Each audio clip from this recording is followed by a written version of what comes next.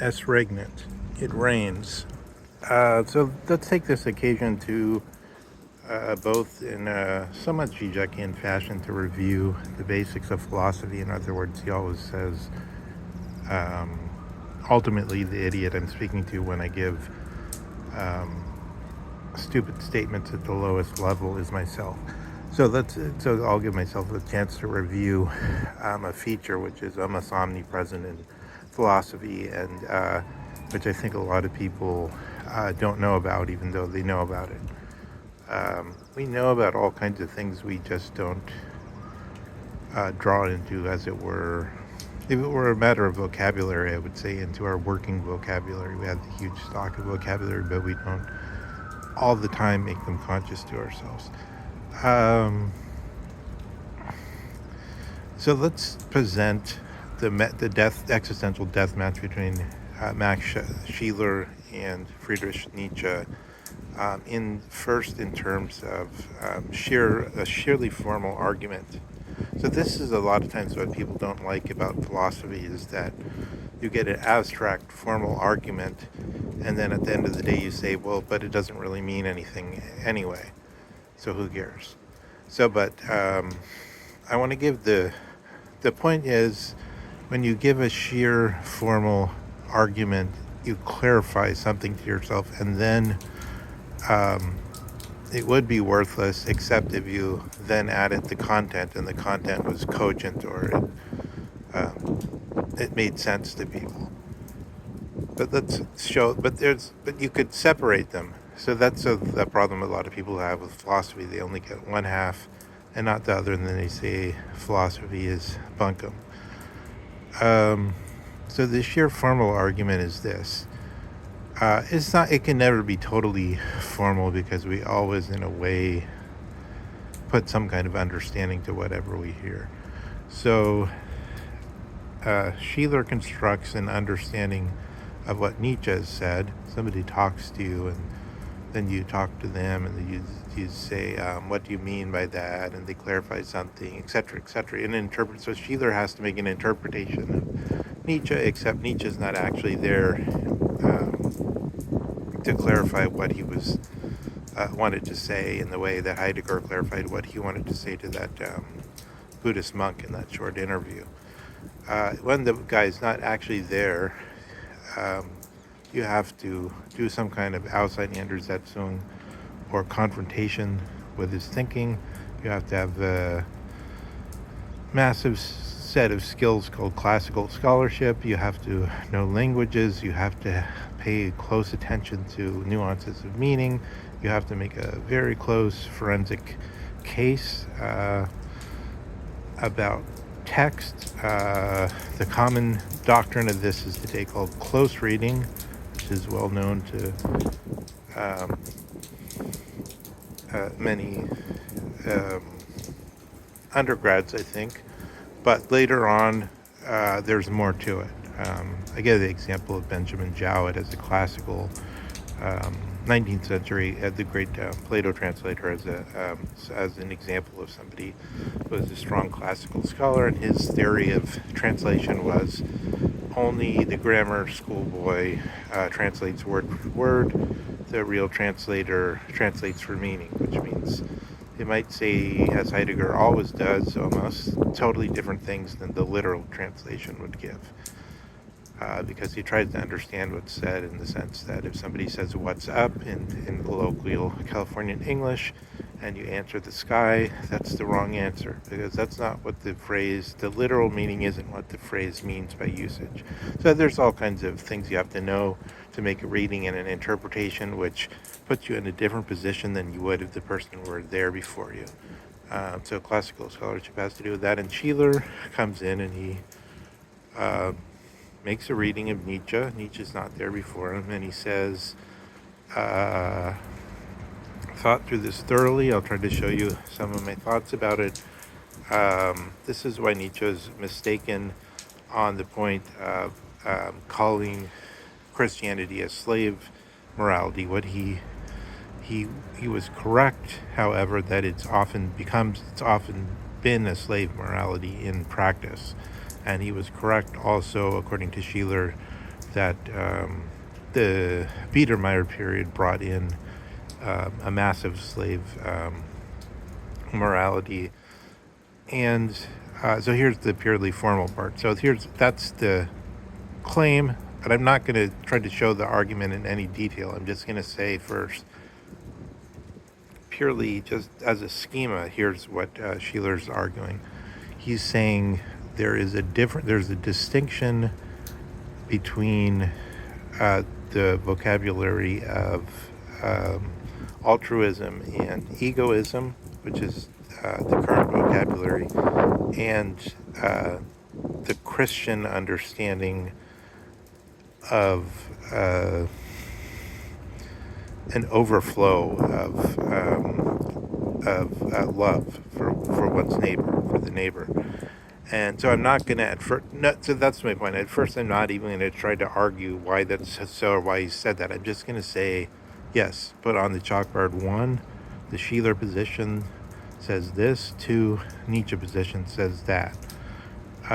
1, the Scheler position says there's a cardinal distinction between this authentic Christian overflow of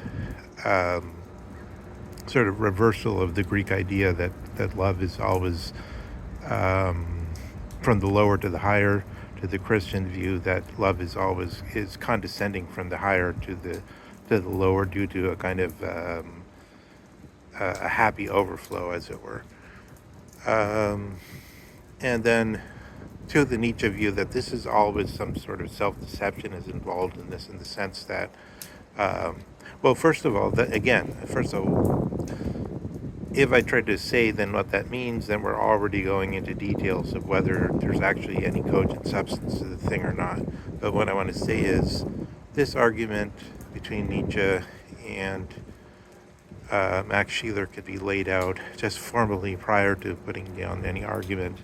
And actually that's very helpful, because then once you have it laid out like that, you can you don't have to just listen to one soundbite, but you can go back again and again and try to see how many arguments have been made for this position or for this particular point. And you could keep going back for years looking at it and trying to seek something which is attract and possibly wrong, but you could set yourself up to try to strongman it, to use the vulgar language, I guess. And that's one thing that thinkers do. But at the same time, we could put together the whole argument at once. But let me expand the abstract part of it to some extent, which is that let me give my version. My version is the division Scheler's making is correct. There is a cardinal division between this overflow of goodness, which then affects the immediate neighbor, but this is not, and that should not be regarded as altruism, which is some kind of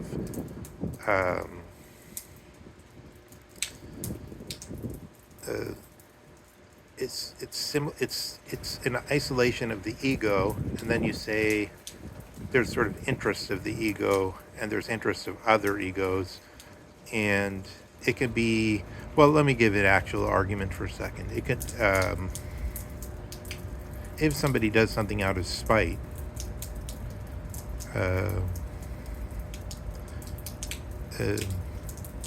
leaves bugs in a display of clothes, for instance, in order that other people will contract the bugs and the disease,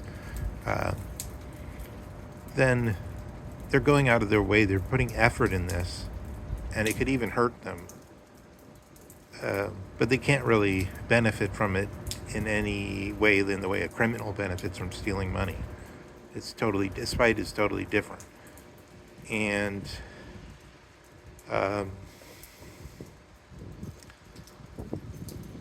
even though altruism is flipping it around, this is why we get this kind of feeling of the limousine liberal, or of the sort of Marie Antoinette conservative, who doesn't really care about the little man or their fellow man, who isn't a Christian, but is